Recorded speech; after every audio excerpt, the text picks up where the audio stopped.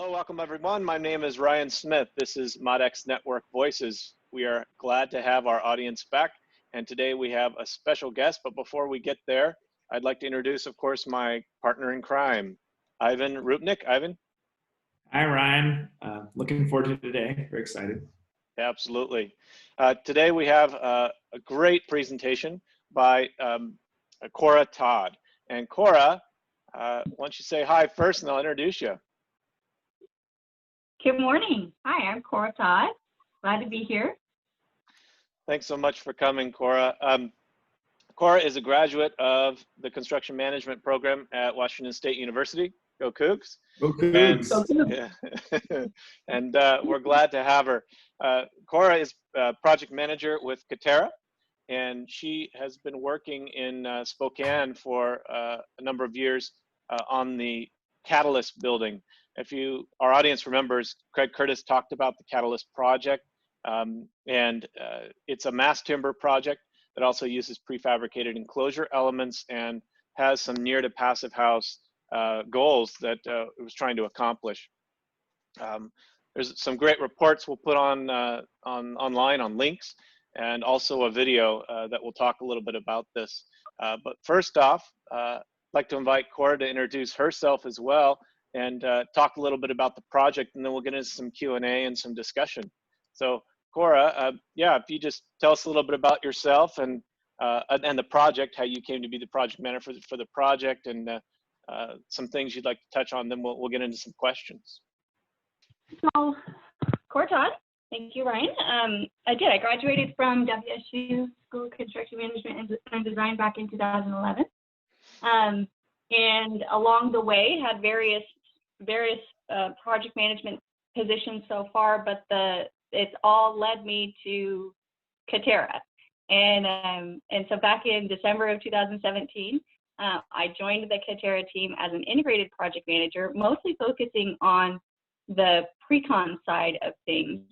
But along the way and along this journey, they say that at Katerra, 1 year is a lot like 5 years. And so we've learned very quickly along the way how to do different roles, different responsibilities. And so with Catalyst, the unique opportunity arose for me to be focusing on mass timber elements, and basically being the PM that understands the design to build and all of the integrated effort that Katerra is utilizing to build mass timber. Let's build a building out of wood.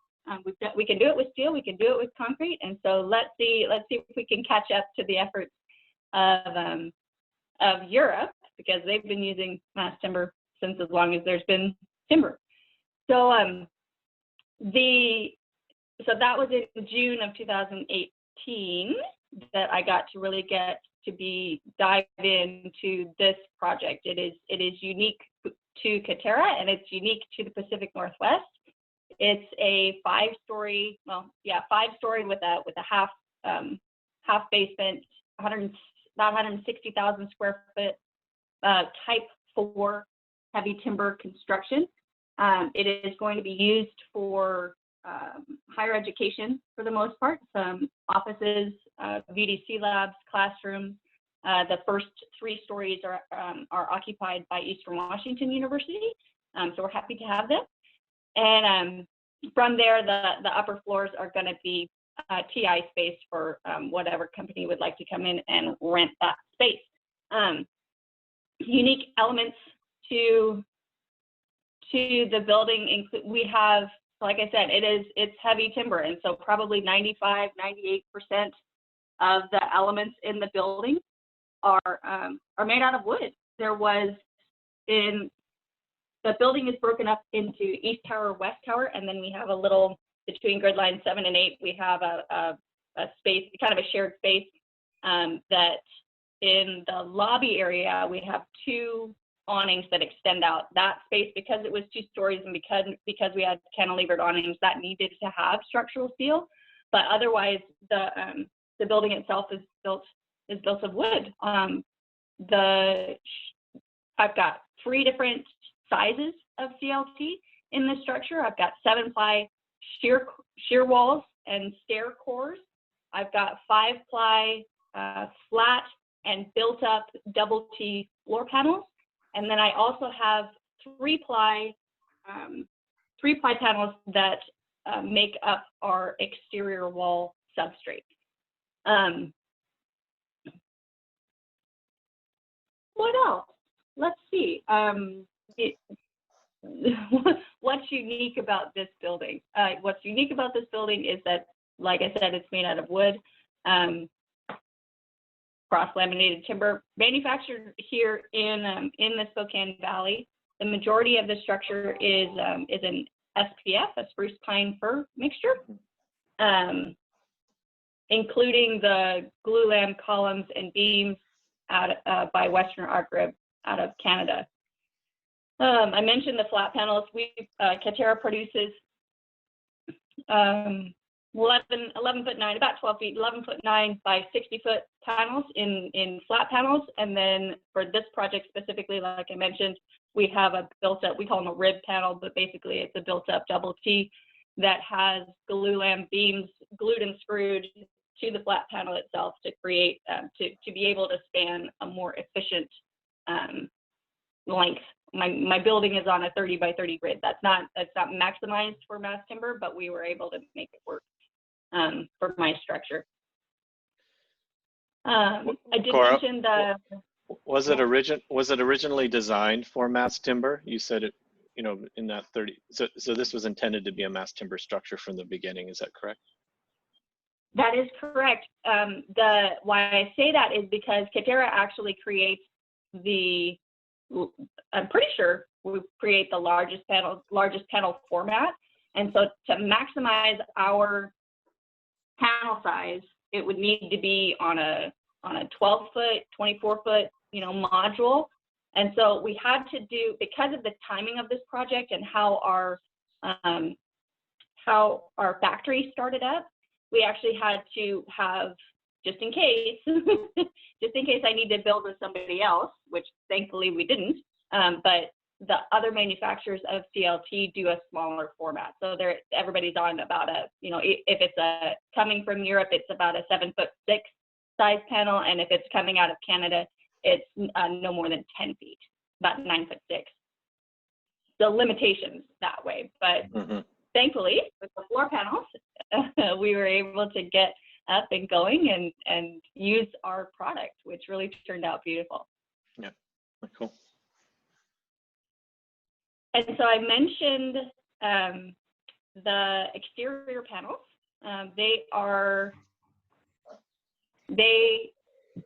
There's 3-ply panels. What would, you know, on a traditional building, traditional curtain wall system, it would have been steel, it would have been metal studs and then sheathing and then, you know, the system on top of that. So what we were able to do instead is actually create a curtain, they call it curtain wood system, I think is the new word that we've made up. So 3-ply CLT substrate, and then applying a insulated metal wall panel on top of that with horizontal rail system that then had a vertical rail system for a terracotta rain screen system on top of that, and you can kind of get an idea. So the 3-ply, the insulation, the terracotta, and then big punched window openings on that. They span 2 stories, so they were about 10 feet by about 10 feet wide by about 30 feet tall. And actually made it, once the panels got to site, actually made it very quick to be able to skin the entire structure. And in that setup, Cora, what was done in the factory on the prefabricated cladding versus what was done on the job site? Was it just mainly the CLT done in the factory? So there was no value add in the factory as far as layering up enclosure panels, or was that all done in the factory? So this project was unique in that, I mean, there were the first panels off our line out in Spokane Valley, but I actually I had Katerra manufacturing at our 2.0 factory. I had my job site down there on Sprague, and then I also had a third under roof location that did provide quite a bit of panelizing for us. There was 2 opportunities for value add off the job site. One was in factory, where they did build us those double T's in a glued and screwed application. And then at my what I call our 2.1 facility, they actually received the 3-ply panels in the flat with the window cutouts already done. They applied, and so then they built up to I don't know what level of completion we called it, but ultimately they took a 3-ply panel, they put an insulated metal panel on top of that, they put the rail system on, the horizontal rail system on, there's a water barrier in there, sheet barrier, insulated metal wall panel, and then the horizontal rail system on top of that. They took those units, stacked them on a truck, and then brought them out to me, ready to be picked up off the truck and hung into place. So they weren't complete because we weren't able to ship the panels with the windows in them. Our local jurisdictions don't allow us to do that. Huh, okay. But they were as complete as they could be prior to getting to the job site. Okay. And then the terracotta skin, of course, was also done on the job site. That makes sense. Yeah. Yep. Yeah, the cladding. Yep, that system, because it's so heavy, there just wasn't a way to be, and it's heavy, but it's also delicate. Mm-hmm. So because there wasn't any way to really guarantee that I was going to get all of my bits still on the panels by the time they got there, it was just better and really allowed for a better flow when we got to the job site of let's just put up the rails and put on the tiles as quickly as we could, which worked. You know, you don't think of terracotta necessarily being a a fast or prefabricated solution, but I think when we were there, you had explained why terracotta was being used as a cladding, not only in the design but in construction, because it's something to do with the sound of the train coming by and the density needed. Is that correct? That is correct. And so, I mean, even showing from this picture, there's a very active railway just to the north of the job site. And so what was a requirement, and we had an STC rating of, I want to say, 30, 34, 36, something like that.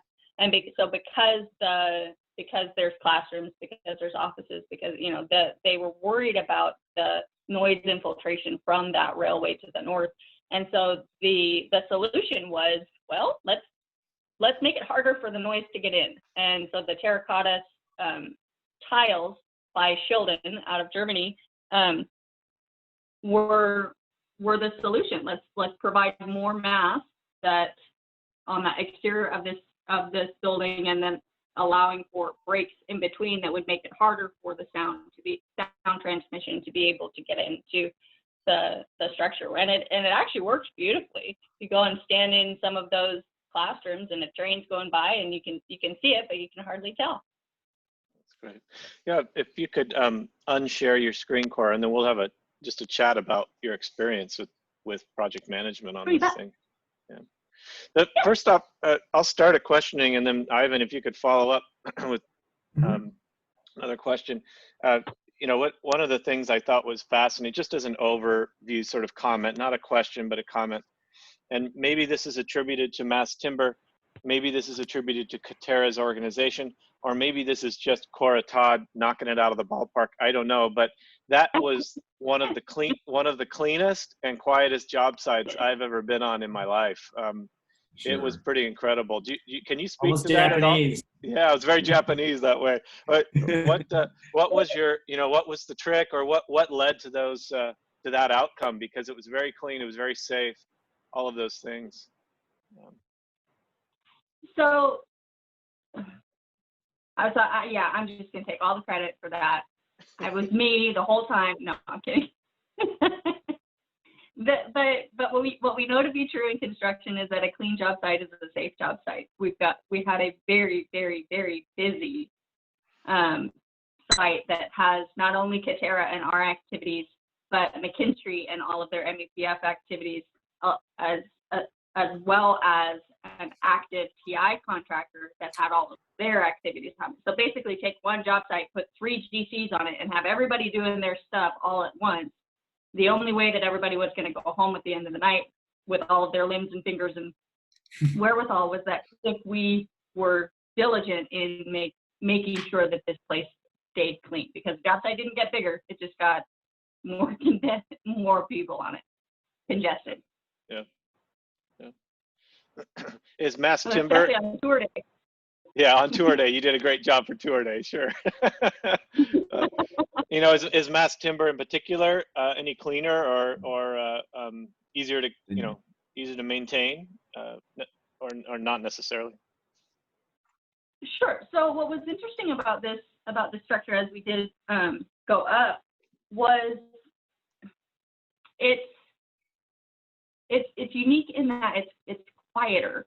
We didn't need to have. I mean, you think about the.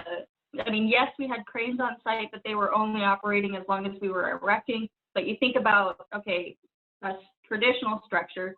There's concrete cores, there's steel, there's welding, there's metal deck that needs to go down, and there's nothing that actually absorbs the construction noise and minimizes the echoing of that space. And whether, I mean, I don't know the science behind it, but this job site was so particularly pleasant that way. We still, I mean, for heaven's sake, we still had a crane, we still had an active railway, on the north. We still had another building being constructed right next to us, and yet somehow it was still an enjoyable process that I didn't end up with a headache at the end of it every day.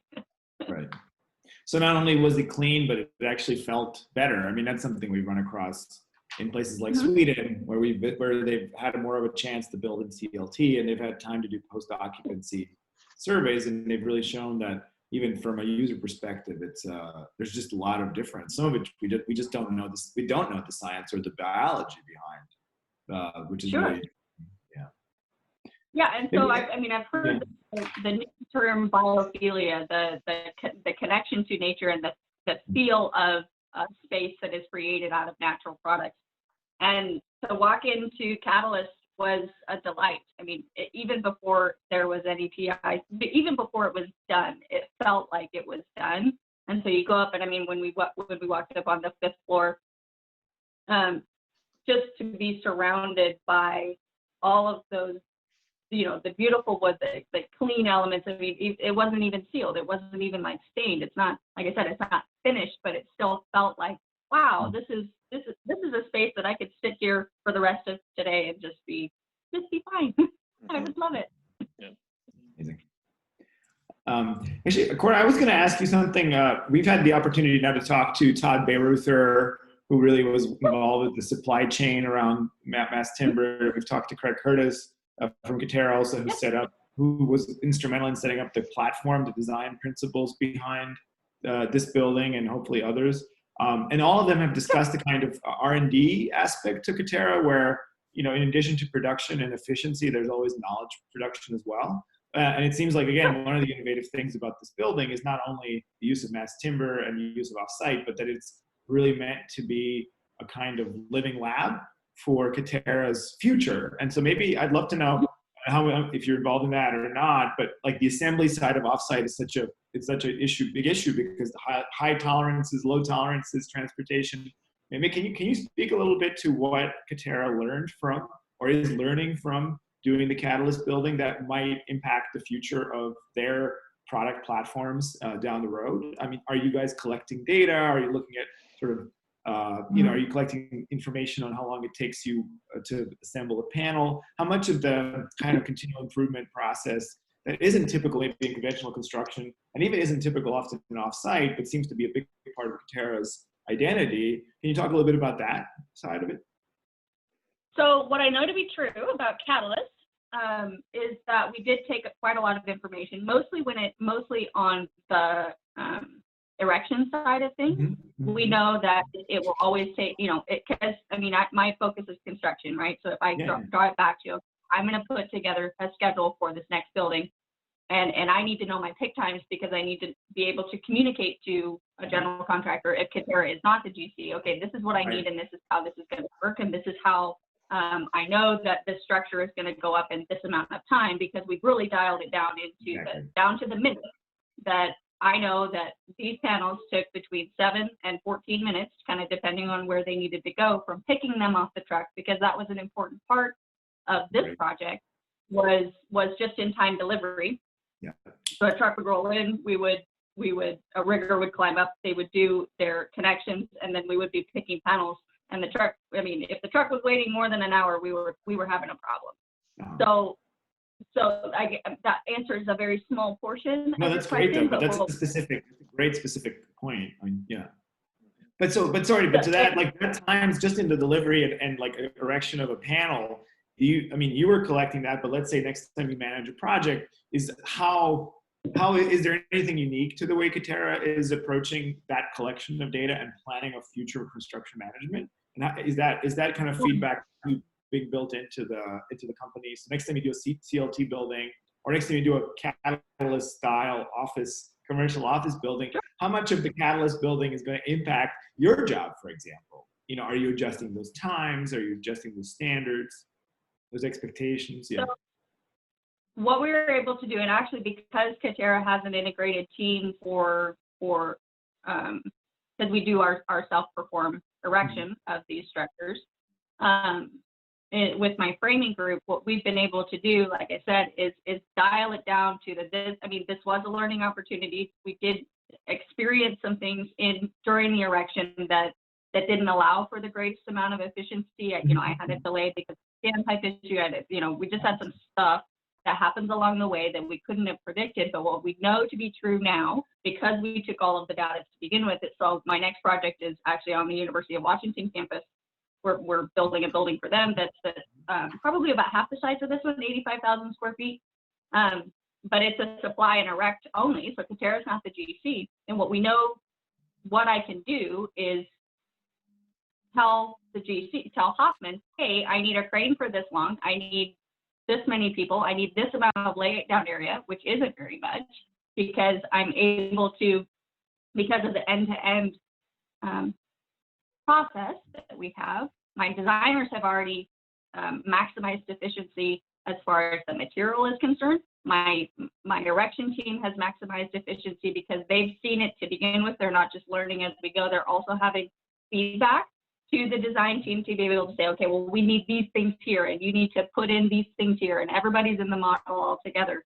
And so then when we do finally get to site at the beginning of next year, we'll be able to go, oh, okay, this is exactly what we planned for. Boop, boop, boop, boop, and we'll just be picking, placing. The interesting thing about this job coming up at the beginning of the year is that we're going to have larger panels. So we're going to be able to use our 11'9" format. We don't get to have 60 foot, the whole length, the 60 feet. That'll be cool someday. But this one, the logistics don't allow for that just yet. But the 11'9" is actually really important, because if it wasn't, the other format that we could have used was about 6 feet, about 5'6", 5'7". So just by Katera having the ability to have an increased panel size, cuts my crane time in half, and cuts the risk in half, because I don't have as many people as exposed to this, a duplicate amount of picks, right? Because the material is a danger when it's in the air, right? Until it's, and that vertical integration allows you to make those decisions, right? I mean, the kind of vertical integration that you have allows you to really make the qualitative decisions based on the quantitative data, right? I mean, you have that information, as opposed to saying, well, this might be better. And also connected to that, when we were on site, there was some discussions about, the tolerances of alignments between panels and their relative size. So that was a very interesting illustration of like the advantages of fabrication and the advantage of assembly sometimes being maybe in conflict or not aligned. Was that something that, is there other examples where, we saw the amazing, Katera 2.0 factory where everything is like space age, And that's clearly based on the kind of manufacturing logic and the efficiencies of manufacturing logic. Did you find other moments where maybe the efficiencies of manufacturing and the efficiencies of assembly were in conflict, or learn from each other, or might be changing in the future? That seems like a really, again, a huge like area for innovation. So what we did learn, and what I will say, is that not that they were in conflict. The only time we were in conflict was when we remembered that we're dealing with a natural product. And so the wood is always going to be a little, it's just going to be wood. It's not going to be like 2x4s from Lowe's or Home Depot, for heaven's sakes. But it is going to be, there is going to be some, okay, well, this panel has got a little whoop in it. And so we need to just manage for that. What was true was that, so when we were looking at the panel to panel joints and the floor panels, and it's like, okay, I only had, 2 millimeters from grid line is the goal. And so ultimately you can have 4 millimeters. So eventually that could turn into, when we put all of our panels together as we were learning, my erection team was like, oh my gosh, this is really tight. This isn't going to fit. So they tried to make sure that they had enough room. Well, that meant that my gaps kind of, when we were towards the end of a run, they were a little bit wider than, not wrong, but it's like, okay, this one's ultimately about 3/4 of an inch. And so can we do better in trusting the process? And that's just a matter of education of our crews, right? It's like, this was our first time doing this thing. So they really did a wonderful job. But now we know, hey, you guys are going to be putting in these panels on this next job, and they fit in the model perfectly, and you guys didn't need to worry. And so I want you to take that, trust the information that we're giving you, put it into this real world application, and then be thrilled that it really is that tight to tolerances. No, we sent a number of topics to Cora to consider. There were issues of, how does the Catalyst project in mass timber and prefabricated enclosure panels affect, labor in unique ways, or project delivery, scheduling, cost. Anything on that list, Cora, in particular, you want to call out or point to the uniqueness of mass timber and prefabricated enclosures that would be good for the audience to learn from? Be helpful. So what I would say, so we have both good things and bad things about Catalyst, and it's not dirty laundry or anything like that, but we did learn that so the structure went up very, very quickly. We took, basically I could do, what were my schedule dates? I had my overall structure schedule, slab to roof panels in place, was 11 weeks, 11 and a half, almost 12 weeks. And so, break that down into the square footage per week, which it was actually pretty good. And then from there, we were able to skin the structure in about 3.5 weeks, which was really incredible, because that turned into, we went from open, fall hazards, the railings that all still needed to be in place,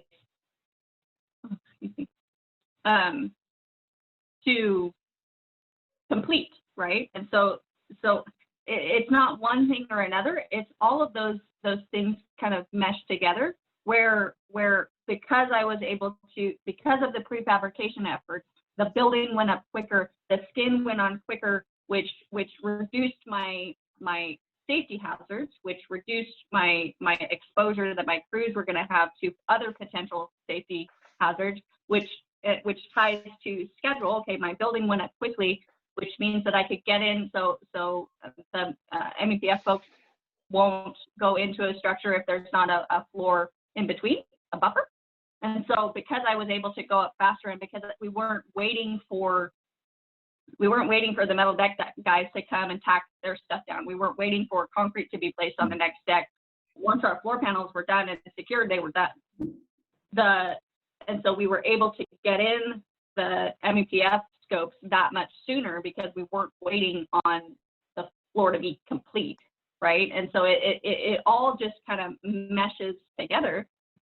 into an opportunity to really maximize efficiency on a job site, and not just going faster, right? Because faster doesn't mean safer, and faster doesn't always mean better quality. But somehow we were able to figure out along the way that because of these because of the timber in the structure, we got all three, and so that was pretty cool.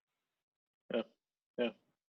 And you had mentioned when we were there that there were some scheduling issues, but that they were really things that were somewhat out of the control of the team and would have existed had it been mass timber or any other structural system, frankly. And it was something to do with foundations and the soil conditions. Is that correct? Yeah. So Spokane is built on a rock. It's built on basalt. And so you just kind of keep your fingers crossed if it's blue basalt or if it's brown basalt. You want brown basalt because brown basalt actually breaks into little rocks. Big rocks make little rocks, and that's good. Blue basalt is made out of just one rock, and it wants to remain so. And so we hammered on the job site. So we started August 24th of 2018, and we hammered rock for 7 months before we could truly get going on our foundation system. And like I mentioned before, so East Tower has they call it ground level, but ultimately it's a walkout basement. And so in order to get down to where we needed to get down to, and especially to get our elevator our elevator pin installed, we hammered rock and broke hammers and just struggled with the topography of the site. And nobody could really know ultimately. And so that was a struggle. And there was also then an opportunity to kind of rethink what our structural notes said, because all of our structural notes said to bear all of our foundations on bedrock. Well, when bedrock is, you still need to get your elevations, right? And so if I need to drill down into rock I need to drill down 3.5 feet into rock that won't move. It's like, well, that's going to take longer than anybody expected. So we did have to hammer for a really long time and move a lot of rock. We ended up blasting, and it was just trying to manage that process to the best that we were able. But then also because it was a design build effort, going back to the structural team and saying, okay, we understand your note and the intent behind what you're trying to do, but the earth won't move. So can we come up with a different option where we can actually get this thing built and get momentum going? Because the earthwork and the concrete were the biggest struggles out of all of this thing. It's because it's concrete. Let's build it out of wood. Yeah. And because the reason I bring that up is just to say that oftentimes in offsite constructed projects, when there is a schedule delay, that blame goes on the fact that it's because it's offsite constructed. And in this case, just for the audience sake, any schedule mishaps seemed to be due to other things that occurred outside of the control of the team and the prefabricated solution. So, yeah, Cora, if I'm. Yeah, no, go ahead. Well, I was just going to say what I do with this project is I actually look at the information in silos, because if I look at it as a whole, I get really frustrated. If I look at, okay, did Katerra execute on the offsite manufactured parts and pieces of this project effectively and efficiently? Yes, they did. When they got to site, did the erection team execute the way we intended them to do outside of factors with not in their control? Yes, absolutely. And so I need to kind of, there's always on every project, well, but what about? Oh, but then this happened. I mean, there's always that stuff that happens because it's just that kind of a fluid world that we live in. But if I'm able to silo, then yes, absolutely. Cora, I want to thank you for your time.